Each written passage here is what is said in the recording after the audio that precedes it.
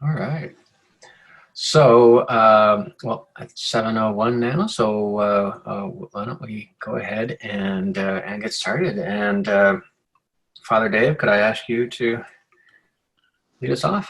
Absolutely, Eric. Thank you. And welcome to everyone to this 15th session of our CCS sponsored training, Stewardship, Stabilization, and Sustainability. For our opening prayer tonight, today is the feast of St. Michael and all angels, so I thought it appropriate to offer the collect for today. So let us pray. Everlasting God, you have ordained and constituted in a wonderful order the ministries of angels and mortals. Mercifully grant that, as your holy angels always serve and worship you in heaven, so by your appointment they may help and defend us here on earth. Through Jesus Christ our Lord, who lives and reigns with you and the Holy Spirit, one God, forever and ever. Amen. Amen. Thank you, and thank you all for being here. So, so we are excited about getting back to doing some polling, and even though this really isn't polling, it's more of you just filling us in on where you are, and then of course we look forward to continuing these discussions in our virtual breakout rooms. But if you could please just let us know. On the screen right now, we have some questions about when you're planning to start, when you're planning to end. And as we've been saying, there's no end date for this, end for the stewardship, but when are you planning your commitment day or in gathering? Or so let's take a few minutes to fill that in, and then we'll be able to share with each other where everybody is. So this is doubly helpful.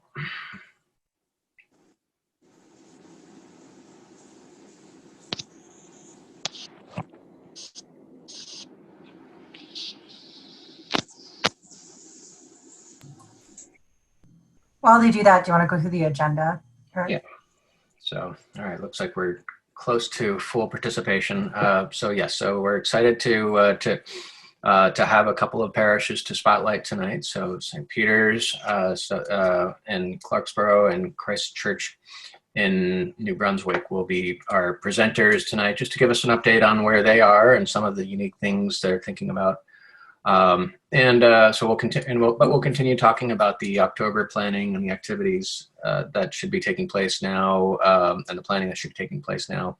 And then we'll spend a little bit of time talking about virtual events, just because we had mentioned that TENS had put on this webinar. So for those of you who weren't able to join, we'll share what they had recommended, and we've tailored some of that. So so here are the results from the poll. So a couple of you have already begun your stewardship campaign, but most of you are gearing up towards October 18th as the starting date. So which is great. That's also the weekend that we've been talking about as the weekend where the homily would be about stewardship, and so it's a perfectly timed. And then about a third of you are looking at November 15th. But then between November 15th and 22nd, that's the majority of us in this room today. And then those of you who have already started are going to be, of course, ending sooner, ending October 18th. So that's interesting to see that you'll have the homily the week before your commitment day. So so thank you for sharing that. So we have a few more polls kind of scattered throughout, just to take a temperature of where things are. So, all right. So as we've been talking about, these are the stages. We've been making our way through the planning, the defining of the goals, the delivery of the plan, and the reporting of the results. So as we start to think about October, right around the corner now, this is the time when we should be finalizing the materials. And Evelyn, if you wouldn't mind advancing to the next slide, and we will be so getting everything ready, producing, printing, and getting that a mailing and announcement letter should be happening really for a few of you over the next week or two. and then recruiting the testimonial speakers. Also, we haven't talked a lot about this a whole lot, but the reminder phone calls to parishioners, thinking about that if you're going to be incorporating that as part of your plan, and we highly recommend it, to start gathering those folks, making sure your lists are in order so that you can continue to recruit people and make sure that they know what they're doing, and just lining everybody up. And then, of course, launching your stewardship campaign, which for a couple of you is has already begun. So the calendar, as we've been talking about it so far, this is the kind of the generic timetable, but with the starting out with the emails and the announcements and the bulletins to get things off the ground, and then having that announcement letter with a brochure, hopefully, that offers more introduction and more of an education as far as what we're doing and what the goals are. That continuing with announcements, and then having that homily on October 18th for Stewardship Weekend would be, hopefully that's something that everybody is incorporating into their plans. And then, like we've been talking about, just having those testimonials and those regular announcements be a regular part of the program. We highly recommend additional steps to gather people together and share their journeys, share their stories. So if we can have additional small groups, coffee hours, Bible studies, however that looks, it's just an added value add as far as the potential for sharing and having those testimonials be much more personal and effective. And then having that mailing go out close to the commitment weekend, and then starting to think about the final weekend, how you're going to be doing it, how you're going to be capturing the pledges. We had a conversation today with a congregation who's just wondering how they're going to do this, and it's I think it's a question that we're all going to have. So that's possibly what we can talk about at the next meeting, is how we can ensure that those who are participating online and those who aren't able to be there in person can feel like they're a part of that commitment process. And then just making sure that we're tailoring all of our materials so that they can be digitally shared and people can make a commitment the same way. And then the other question that came up on our call today was how are congregations celebrating? We'd love to talk about that as well, because this is going to be a really unique year.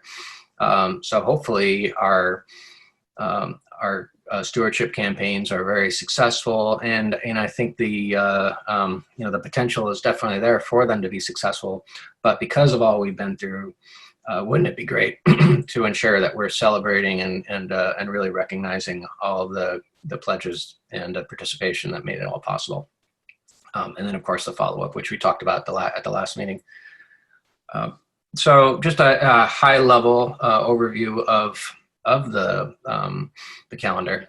So now we have, as promised, additional polling. So we'd love to ask you a few more questions. I think for those of you who have already started, hopefully this is a yes answer for you, but still perhaps it's not. So do you feel you're on track? How are you? This is kind of a test for your nervousness, I suppose. And then if there's additional questions or assistance or what you're worried about, just let us know this. If any of these things, and then please do use the chat. And that we want to continue to remind you that we're available to have conversations, whether it's a one-time thing or if it's something that we meet regularly with you. We're doing it both ways, and if we be happy to join you for a vestry meeting or stewardship committee meeting. So please let us know if you've already done that. But yeah, let us know if there's areas that you think you need the most assistance, because this is helpful for us as we think about the ways that we can continue to tailor these conversations and these trainings.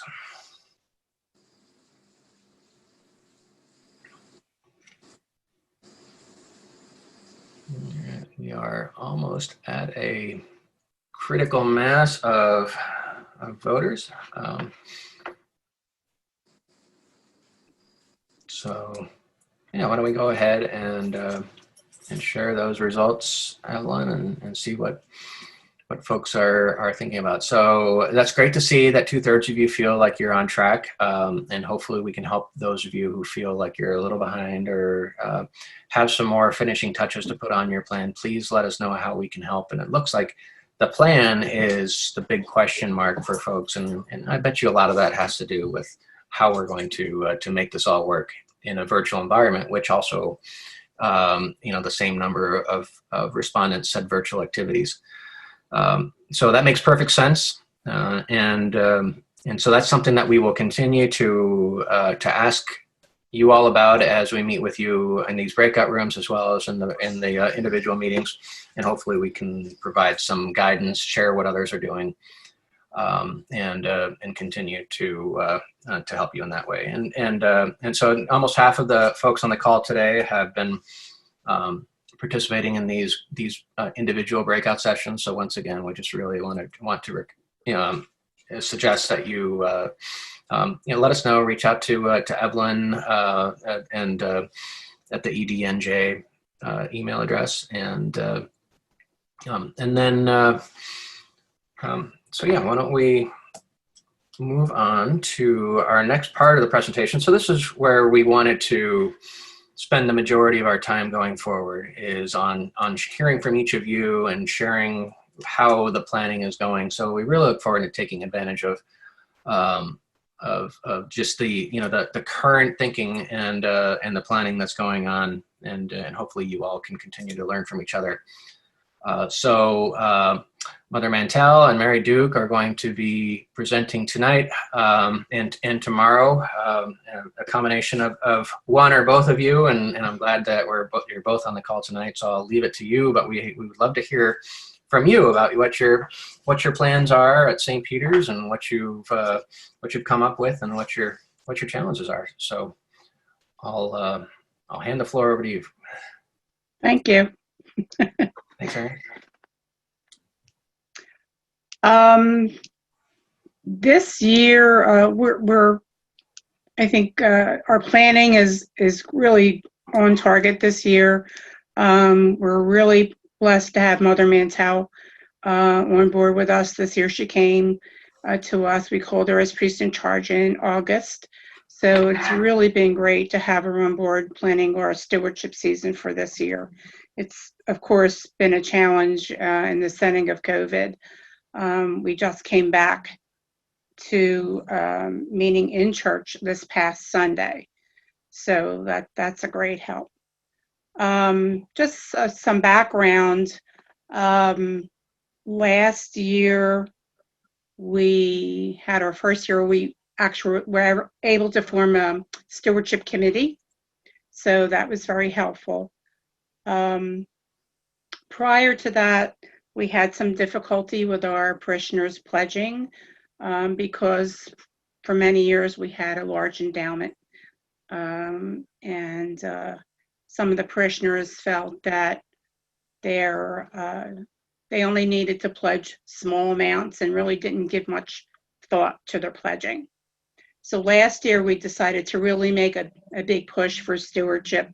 We had a committee, and we also, in the previous years, we just had, a small presentation by the wardens and one from the treasurer. We only had Stewardship Sunday. It wasn't a season. And we did have some ministry minutes presented, which everyone enjoyed. But Stewardship season was pretty much just Stewardship Sunday, and some people even avoided that service. So we were on a mission.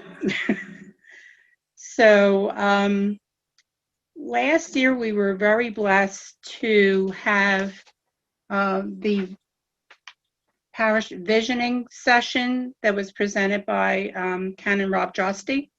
He was at our church in September 2019. And, with the sticky boards and all our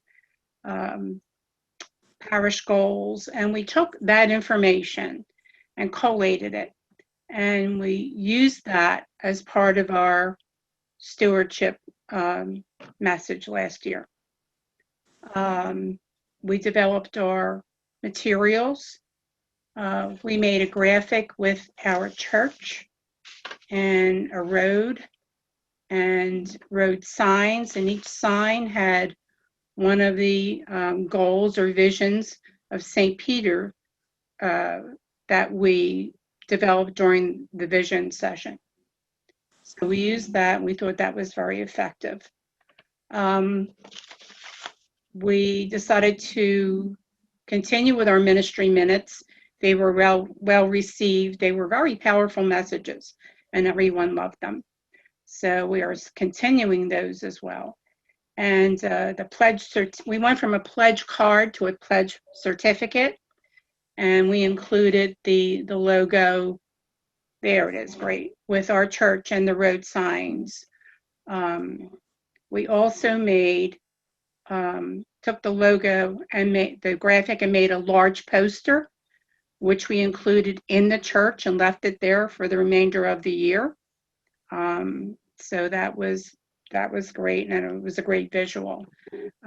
Just to mention, since it's up being shared, this year is our 250th anniversary of St. Peter's. We're celebrating, and of course, in the setting of COVID, we had to cancel many of our activities, but we decided to put that celebration logo up in the left-hand corner on all our materials. So we're still celebrating as a wonderful church. And that white church is certainly symbolic of St. Peter's Church. We're a beautiful old white church. So the other materials that we developed last year. So we went from the certificate, we went from the pledge card to certificate. Another tool that we had was the tithing chart. There it is. Great, thank you. We developed a tithing chart and our version of, I guess, a step chart for giving.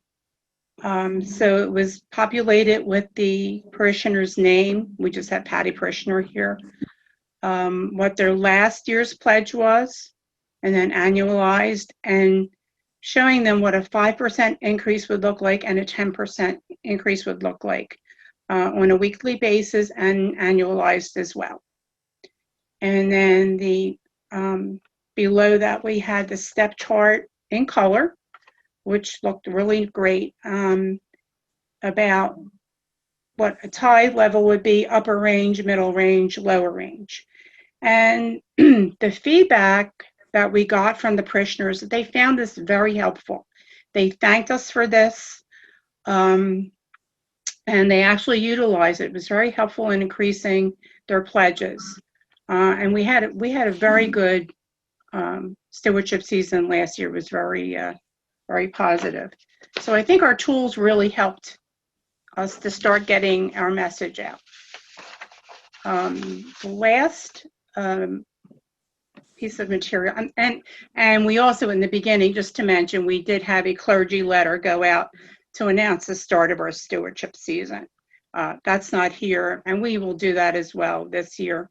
And a letter that accompanied the pledge certificate from the stewardship committee. And we will do that again this year. Then after the pledges were received, we then sent out the pledge. It was a thank you and a pledger confirmation letter. It included the pledge information for that parishioner for their records, and again, as a thank you. And that was also very effective. People liked that and was well received. So, I don't know, Mother Mantell, do you want to add anything to where we are at this point? So we're using virtually the same makeup as as Mary presented. Well, but what we've added this year is that we're going to do, I'm going to start this Sunday kind of introducing stewardship, just a little, I'm going to work stewardship into my sermon, and that we're kicking off our stewardship month. And then each week we're going to have a special insert in the bulletin. And since not everybody comes to church, every Thursday we send out an email blast to let people know what the announcements are and what's happening. And I write a little thought about the gospel, and we send out the gospel. And so we will send the insert the next Sunday after we've presented it, after we've given it to the parishioners in the bulletin. Then that next Thursday, that insert will go out to the people. And so for our inserts, we're going to do 4 different inserts. We're going to start off with asking them to think about some stewardship questions about what their life is like, what they're giving it, what the church means to them, and where they would like to, look at what they're, what they have now and how they can give back to God. That's the first week. The second week is we're going to create a what does St. Peter's actually do in the community? What do you not know that they do? So they're going to work, it's going to be pretty much an insert about all the different activities, outreach opportunities that we do, all the things that have been important to the life of St. Peter's and to the people and to the community around them. And then the third week's going to be the idea of a wow card of, if you won the lottery, what would you want to have for St. Peter's? Kind of like if the sky's is the limit, this is what we'd like to see happen. And then the last week is going to be that table that's up, and it's going to be a detailed explanation of what it is and how it works and how you can utilize it in figuring out what you'd like to give for your stewardship for this next year. So, and then we're going to again have our stewardship minutes, and we've got some different people this year, not the same people that we've had. So that's exciting, and we're going to have everyone bring their and then the big stewardship sermon is going to be November 1st. And then we're going to have everybody bring their certificates on the 8th. And then on the 8th, as a thank you to everybody who comes, we have a really wonderful bakery right at the street in Swedesboro that makes the best cookies in the whole world. And they're going to make a special St. Peter's cookie that we're going to give to everybody there as kind of a thank you, since we can't have a breakfast and we don't want to take the chance of having a breakfast. And we just don't want to take that chance. So we're going to present, give everybody a cookie as a thank you for being there, receiving their pledge. And then of course the thank you letters will go out after that. So we felt like we didn't really need to reinvent the wheel. We felt what they did last year was a good, solid program. And with some tweaks, we changed the road signs a little bit. With some tweaks, we could make it work for another year. And then my letter that I'm going to write is going to be more of a, I've come here, I've hit the ground running, and this is my vision for St. Peter's. This is what I see where I see what we can do as a church. Please, come join us, come jump on board, be part of it type. So I think that we've got a great start, and I think that it will really be positive. I'm excited about it, and it was nice to be able to come and have the stewardship committee, I just kind of had to sit there and say, and then I suggested the inserts, but they pretty much did everything else. So it was easy for me. Just to add, we've included in our services in the last few weeks to continue our celebration of our 250th year, our 1770 minute. We've had some parishioners who are doing incredible work researching the history of our community and church, and they've written up wonderful minutes, and they're presenting them at each service. So even though we can't have the activity we had planned for the celebration, we're including those minutes, and they've been wonderful. So that's, I had to include that because we've been doing great work with that. And after this week's minute, it's amazing St. Peter's is still here. Yeah. Because the priest left after like 6 weeks. So. Well, thank you so much. And I hope if anybody has any questions, you could either ask now or put them in the chat, and hopefully the two of you will be available to respond to those. But thank you for sharing. We really appreciate it, and it's a good story to share because Mother Mantell, you're in your first year, and also because the parish had the successful program last year after many years of struggling. So I think both are very appropriate. So thank you. All right, we have also today we have a presentation from Christ Church in New Brunswick. So Mark McMahon will present a little bit on their plans. Mark. I want to thank Mary and Mother Montel because I got some great ideas on how to even strengthen more our stewardship campaign this year. Just for a point of information here, between St. Peter's and ourselves in Christ Church, between the two of us, we have 528 years of churches. Ours just is celebrating 278 this year. And then you have 250, so I guess we can call you our little sister. But just think about that. And this is one thing, and it's part of our campaign, is that we're focusing a part of our campaign itself really on what the people have been through this year. But what we're trying to say to, and we are saying in the letters to our parishioners, is that,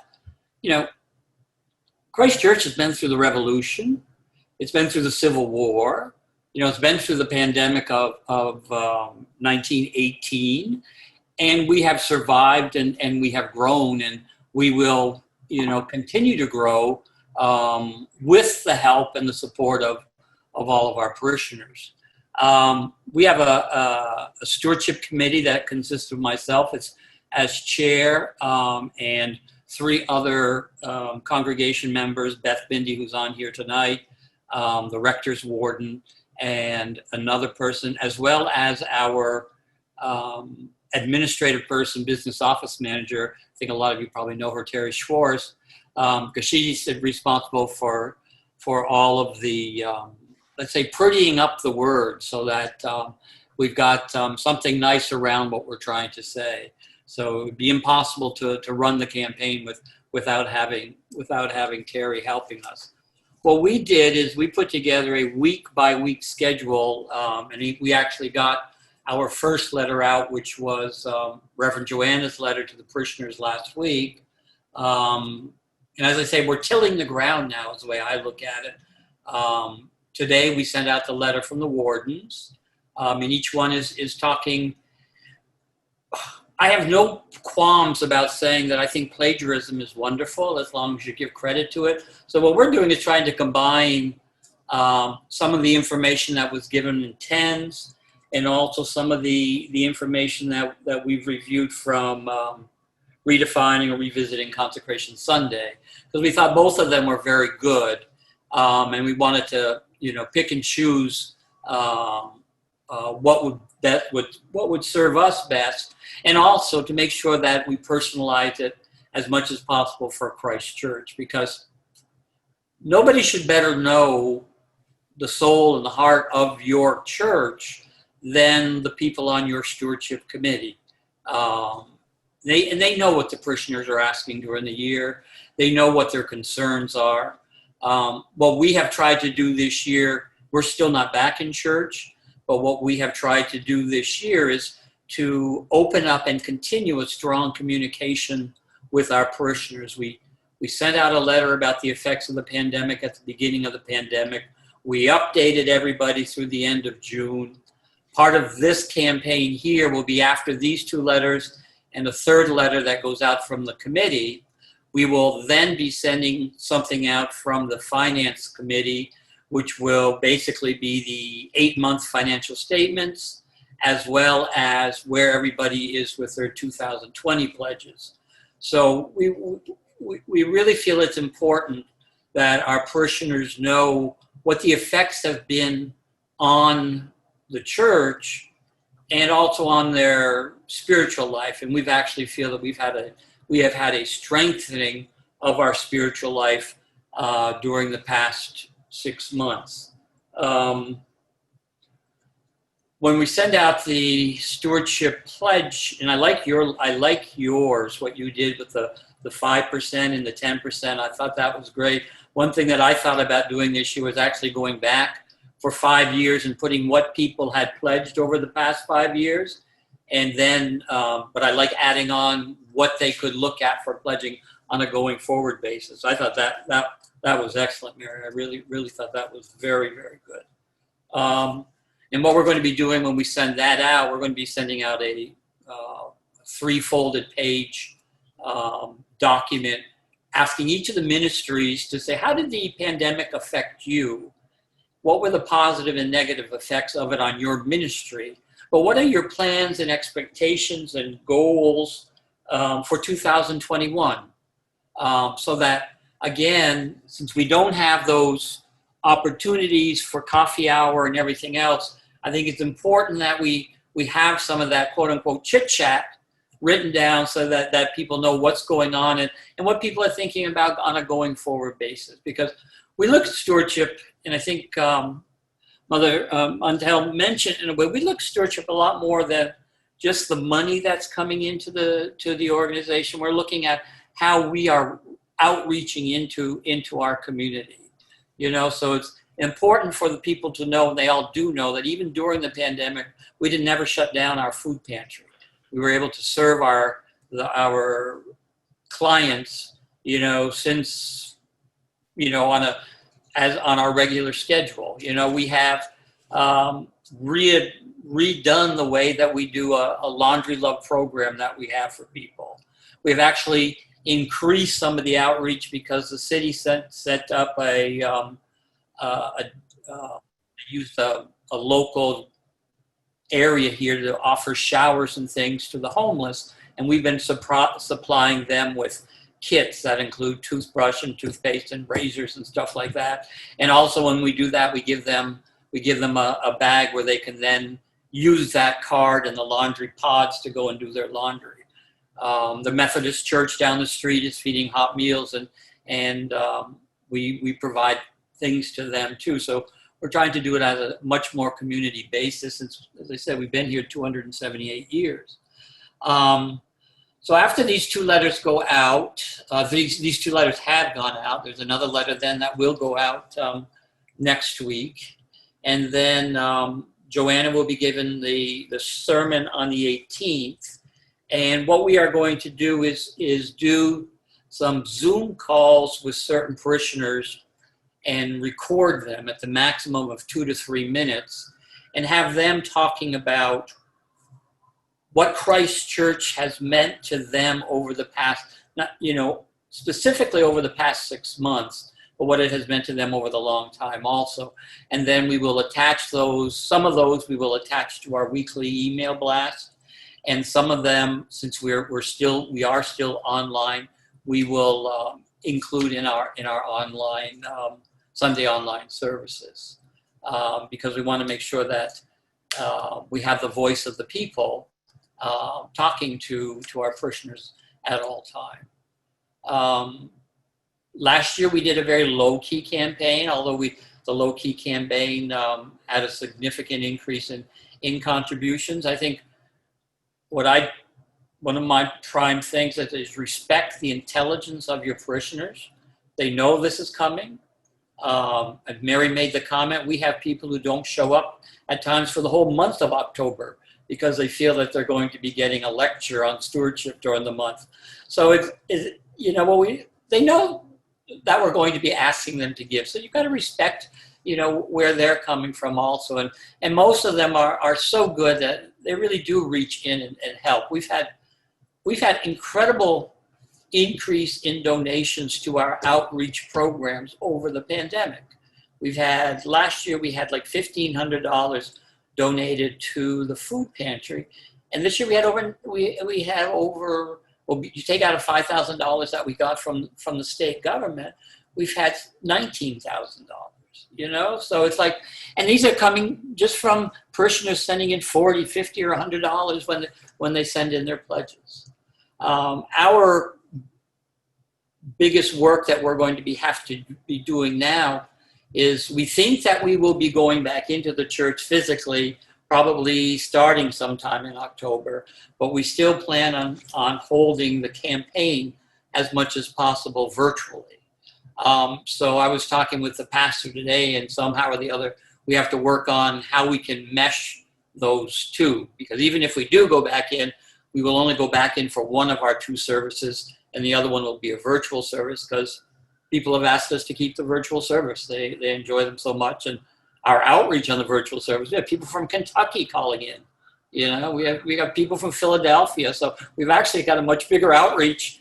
More people crossing the virtual threshold than we did crossing the physical threshold when the church was open. Beth, I don't know if there's anything else that you would like to add to this. Beth is our newest member on the stewardship committee. She was very honest. She came and volunteered, and she said, "I'm doing this for reasons that." Beth works very closely with the campus ministry at Rutgers, and they're going to be starting a capital campaign. And Beth wanted to get to know a little bit more about fundraising, so she volunteered her time and her energy to work on this program this year. So Beth, if you have anything else, I think you could probably unmute yourself. If not, that's where we are. You know, I think we had very good response last year, and I think by taking it to the personal level and respecting the people and their intelligence, I think they respect us more for that too.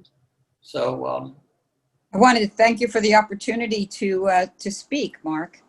I am excited about the campaign this year. And I also wanted to mention the diaper drive in conjunction with the food pantry. The diapers are also a great need, especially the larger size diapers. And people have been very generous in donating towards that as well. So when we ask, the congregation comes through and responds to the needs. So I think we're going to continue to see a good response. Yep, I do too. Okay. I have a question, if I could ask real quick. Are you going to send the pledge information and stuff to the people that are not local? Yes. Oh, yeah, what I'm trying to do is I asked the rector, some of the people when they call in, so you don't get to see their name, we're going to try to find out exactly who those people are.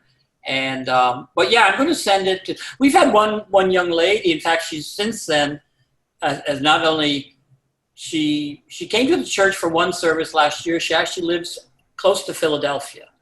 And she has been on every virtual service, every 8 o'clock service since we started back in March. We started our book club again last week. She's in the book club. This week she volunteered to be a lector, you know. So she said, I probably won't be able to physically get up to the church when you reopen. She said, but I want to continue my participation. So, you know, I think we need to reach out to everybody. You know, one thing that we did this year also in our second letter to parishioners was that we told them that there was a certain cost involved that will probably increase by doing these virtual services. Like when we go into the church, we're going to have streaming, and we have to take the Wi-Fi from the parish office all the way in through the church. So we said, we will probably come back to you and ask you to, you know, help defer that expense, you know, and you know, if you don't ask, you don't get, you know. So a lot of people are afraid to ask, but all you can do is get a no, you know. And if you don't ask, you don't get that 50% or 20%, you know, yes and no. So might as well ask. Yeah, that's what we're going to do too. Yeah. I think our long distance winner was someone who came in from Ghana. Oh yeah, that's right. That's right. Yeah. my husband's been in Brazil since July, and he's on every Sunday too. So it's interesting to see how one of the positive outcomes of the pandemic, I think, has been probably not only in the Episcopal Church, but I think in a lot of the other churches also, what we've been able to do through online services. Mark, I had a question. I didn't quite catch when you said the increase in outreach giving this year. Was it from $1,500 to $19,000? Exactly. Oh my gosh, that is remarkable. It's remarkable. Remarkable. People, to be honest with you, like every Sunday in church, there's a little envelope in the pew for the food pantry or stuff like that. Yeah. But this year, it's just like I think people understood that there were other people who really needed the food for the food pantry and stuff like that. And they really came across so nicely. You know, there were people who would donate, send a donation for like $500 or something. And $500 is 1 month of what we spend at the New Jersey Food Bank in Hillside, you know? Mm-hmm. So it really has helped us quite a bit. And as Beth said, it helps us to buy those diapers and the wipes that we don't get through either the USDA, SFPP, or Hillside. Right. So that was basically unsolicited. It was spontaneous donations that just came in. Well, spontaneous every week. Our outreach coordinator, outreach director, when Joanna opens up the floor to comment, she said, "You know what we need? We need this, this, this, this." Mm-hmm. So it was spontaneous that way, but there was always a little bit of push. You know, that's tremendous. Yeah. And sometimes it would be size 3, and sometimes it would be size 6 that was needed that week. So it was nice to know what was needed the most. Right. Okay, that's about it. Eric or Evelyn, questions you might have, or anybody else? Thank you so much. So yeah, if there's other questions, please, I'd love to keep the conversation going. If there's anything else for either of the two congregations, this is we think this is the best way of sharing, is to hear from each of you, and then of course please continue to use the chat, and appreciate Natalie sharing, and encourage others of you to share your own experiences as well. All right, so we have another poll question here. We'd love to, talking about the virtual component. One of the things that we had recommended, have you given any thought to doing these Bible studies virtually that TENS had suggested? We think it's we would assume it's a simple thing to put on, but and it's something that hopefully you could try. But let us know if you're thinking about it, and then as far, some of you who were joining us in April and May, you'll recall we talked about events quite a bit. And then we haven't been talking about it quite as much lately. So just wanted to see if there's any of you who are thinking about doing a virtual event this fall, or if you, even if you've already done one. But let us know both of those, because that's an appropriate transition for our next part of our presentation today. Eric, there's one thing that we've been talking about I don't know, virtual, I guess it's going to be almost in-person virtual event. We're going to, since people have spent so much time in their houses cleaning stuff up, and we're looking at getting one of these shredding trucks to come to the church, and then charging the people, like, you wanted your papers shredded and stuff like that, $10 donation, and we'll use it for the outreach program or something like that. And we said, our theme is going to be, not shed the past, but shred the past. And we'll just see what happens. We want to open it up to other churches in the community. Just said people have, piled up a bunch of crap after they've cleaned out their drawers, and what are they going to do with it now? So maybe we can make some money off of it. That's it, yeah. And I'm waiting personally. I live in Massachusetts, and we have returnable bottles, and I'm sure you probably have some version of that too. And I've got a garage full of returnables, and I'm waiting for the Boy Scouts to call me up or somebody to say, "We'll take them off your hands, so I don't have to go to the redemption center." But I'm sure there's all sorts of things like that. So, all right. Well, here, most of you aren't sure if you're going to be doing any virtual Bible studies. So, there's still time to plan one. We think it's just it's a good conversation. It's a chance to continue the education and to have people sharing and really speaking about what stewardship means to them, which is, as you recall from a couple of weeks ago, was really a powerful way that one of the congregations is going to be doing their brochure. And then as far as virtual activities, once again, most of you are unsure if you're going to do one, but it's great to see that there are nearly half of you are definitely planning on moving forward with a virtual event. So why don't we talk a little bit about that? So we mentioned early in September, I guess it was September, that TENS was planning to put on a workshop on how to transition to virtual events, specifically for Episcopal churches. So we wanted to take the remainder of today's session just to talk a little bit about that, what they had shared. But if you'll recall from our early conversations that we had, we were doing these polls back in April and May, and we asked the question, how many of you had to cancel an event this year? It was just about everybody who had to cancel, and I think all of you on the call would probably agree that you had to cancel something.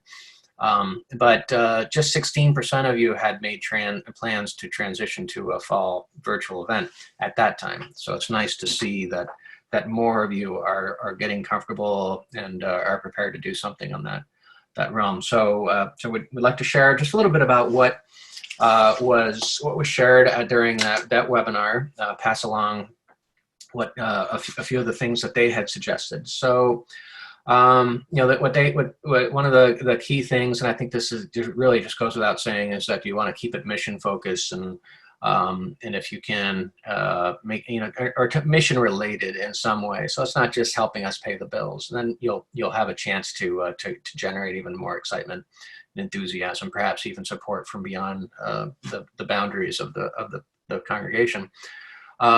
Invite perhaps some representatives from the community to be a part of it, to come and show up. Maybe the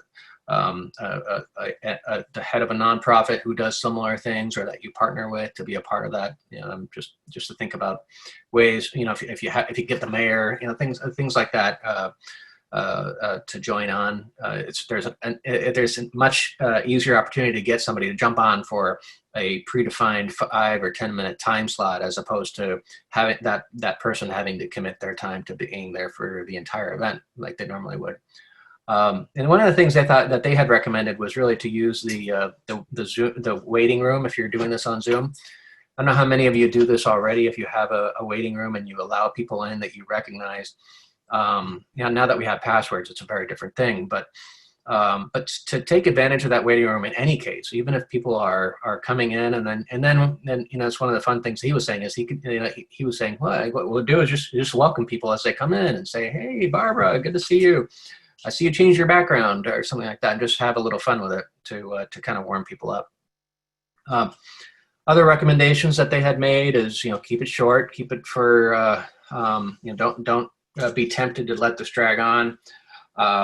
Try to keep it as much of an in-person thing as possible, and if there's a chance to get a little technical and have some music playing, that's another way to just kind of remind people that this is a little different from the typical Zoom meetings that they've been on for the past 5 months. He recommended, and we agree, that this platform that we're on right now makes it really easy for us to collaborate and communicate with each other. But doing the webinar might be tempting to do that way. But this is an easier way for folks to see each other, and so we recommend using the meeting function and not the webinar.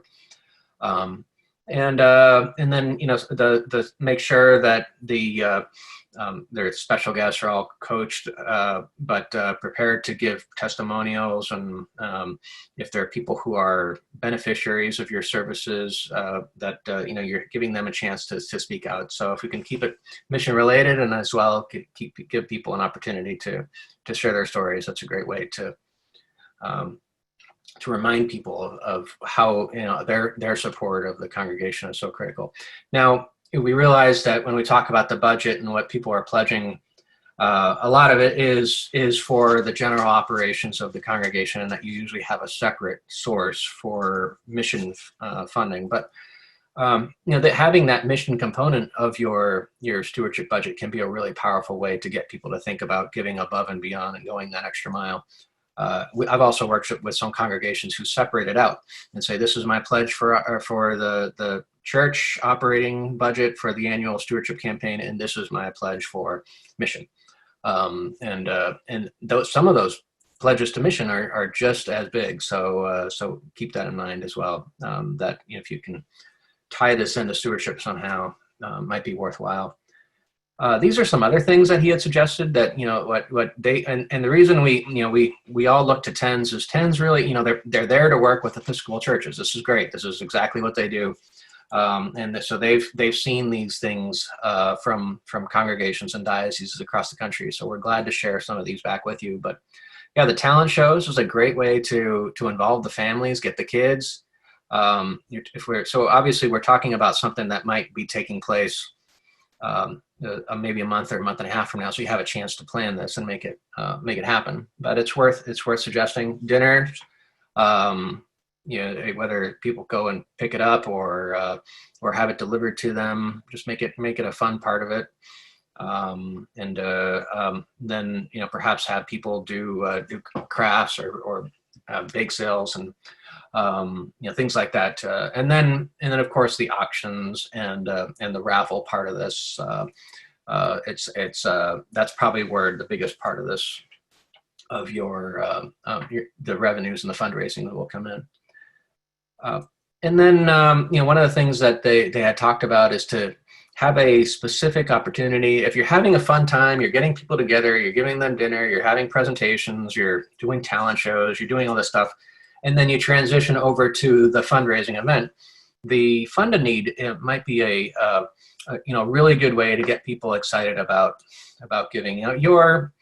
Your giving platform may or may not come with a text to give option. If it does, definitely take advantage of it. TENS is also sharing that they have a partnership with Tithe.ly, Tithe.ly. I think that's how you pronounce it. But some of you, I think some congregations use this already. But it's something to consider, because the difference here is that you have a chance for somebody to make a gift right on the spot by clicking a button on their phone if they're on their cell phone.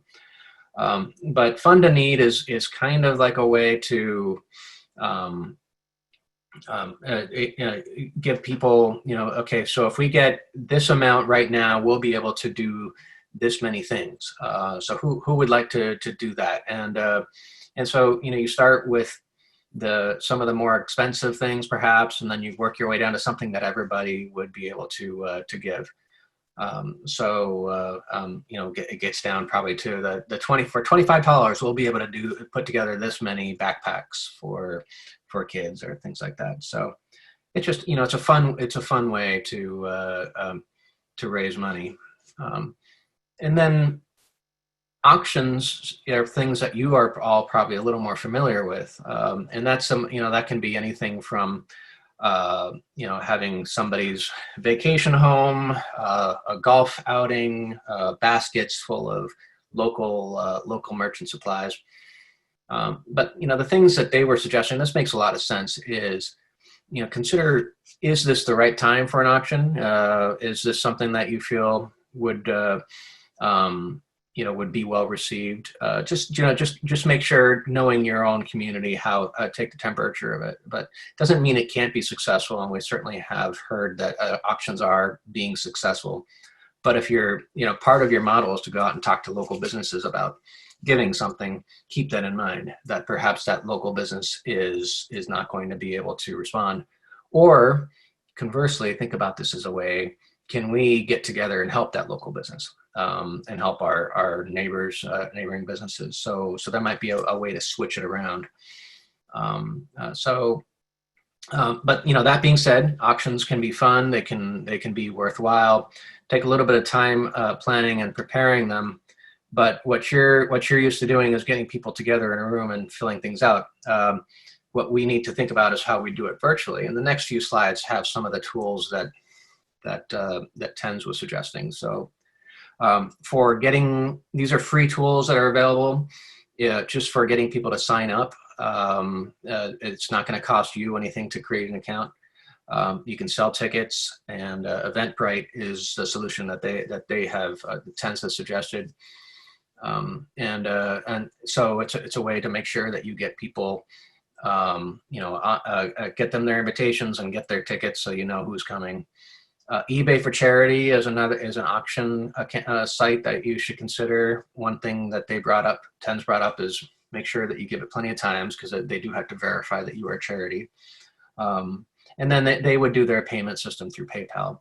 But it's a way to once again run your auctions and have people pick things and click on a picture of something they'd like to bid on, and so eBay for Charity can help you with that part of it. And then there are some mid-tier, more expensive ones that Bidding for Good is something that's been around for a while. But some of these have different setup fees. So depending on your own tolerance and your budget and your ability to do this, something to consider. So, but they all have their pros and their cons. But the mobile bidding option seems to be a common theme. Others have checkouts that are super easy to use when somebody has bid on several things, and that at the end of the day they're ready to check out. Some include ticketing, so it's these three apparently do not include ticketing, so you can definitely get into more expensive ones. But so we wanted to share these, and I realize we're quickly running out of time, but I know this is something that everybody is, it's on folks' mind, and I don't know if Ava, if you're still on the call, Father Dave had mentioned that you had run an auction earlier in the month, and is there anything that you can share from your experiences at Holy Spirit? Sure, happy to. So we just, I guess it was on Labor Day weekend, on that Sunday, it actually coincided with our reopening for people to participate in the morning in services on site. Very limited attendance on site, although we're still doing a lot through Zoom. But that evening we had a service auction. We've had service auctions every fall. Actually, it was in the spring, and then we postponed this year's till Labor Day weekend. But it was called Auction Hilarious. We had all the vestry members deliver little goodie bags, very, very, they weren't full of a lot of things, but just, like an umbrella, a little non-alcoholic drink. We actually had Zoom instructions. We had the brochure of all the different services that people up to that point were donating for auction. Father Phil's cousin out on the West Coast is a stand-up comedian, and so she sort of broke the ice in the beginning of our auction with a little virtual stand-up banter with Father Phil and with the congregation. So that sort of set the tone, and then we had a very fun-loving member of our congregation as our auctioneer. And so we had a service auction for mostly services and things that parishioners could do for one another. Our costs were really minimal. We had PayPal fees for the monies that were donated, but all of our expenses were under $700, and we raised over $21,000 that night. So that is equivalent to the funds that we'd raised in person, with our in-person auctions in the past, but with much less effort on the part of the auction committee. So we were really blessed and so surprised and delighted by the results. That is terrific. That Yeah. really is. Eva, do you think that in the future you'll continue that process of doing it virtually rather than in person? Yes, Given the results? absolutely. Absolutely. And what I will add is that we found that members of the congregation who have younger children Yeah. and would not have participated necessarily in the past because they would have had to get, even if we provided babysitting, it was just that they would opt to keep their children home. They were able to participate, and even the kids were able to be on the Zoom and enjoying the social aspect of it. So yes, we're going to continue it virtually. It was so successful, and we'll just have to keep figuring out how to make it interesting and unusual so that there's something new each year. That's great. And it's wonderful that you were able to continue the tradition, especially in these times. It was probably something that people were really looking forward to. And so even, the 21,000 is wonderful, but, the community building itself was well worth it. Absolutely. So it was really great. We were delighted. Great. Well, thank you so much. And this is maybe we'll spend some more time talking about events at the next meeting as well, because it seems like this was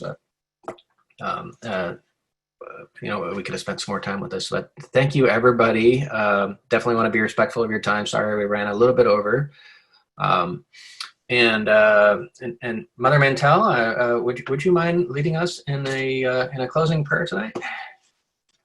And you're on mute there. There we go. The Lord be with you. And also with you. And also with you. Gracious and loving God, we thank you for the many blessings that you bestow upon us and upon our churches. And we know that you've placed us on this earth so that we can be stewards of your creation. We ask, Lord, that you send your Holy Spirit down upon us and upon our stewardship committee members and upon our parishes, that we may be able to express our gratitude to you and to all that you've given us. Lead us in our stewardship campaigns that we may reach the most people possible, and help us to be able to express our joy and our gratitude to you for all that you've given us. Lead each of us this evening that we may go back and share what we've learned here. And we ask all this in Christ's name. Amen. Amen. Amen. Well, thank you, everybody. We look forward to seeing you in a couple weeks and hearing how things are going. So have a good evening. Thank you. Bye. Eric, can you send me an invite for tomorrow's session? Oh, yes. Yeah, absolutely. We'll do that. I think Mary needs one too, if she's going to be in there. Good idea. Yes. So we'll make sure that all three of you. So thank you very much. Thank you. You're welcome. Bye. See you tomorrow morning, 10 o'clock. Thank you.